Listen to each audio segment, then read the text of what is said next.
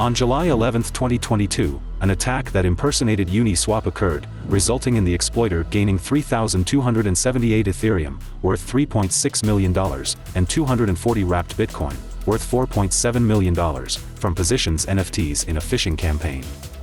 The phishing attack started with the creation of a fake LP token called UniswapLP.com. The exploiter spent 8.5 Ethereum airdropping this fake token to 74,000 wallets using a fake link, some targeting big names in the crypto community, like Vitalik Buterin and Justin Sun. Once the tokens had been airdropped, users were baited to look at the token's website. They were greeted with a Uni token rewards claim, equivalent to the airdropped Uniswap LP.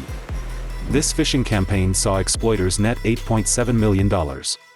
The exploit highlights the need to identify imposter accounts from real ones.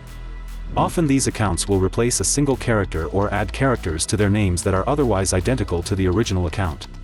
Stay vigilant and stay alert when approaching any announcement, direct message, and link. To learn more about the Uniswap phishing incident, visit certic.com/resources, analysis reports.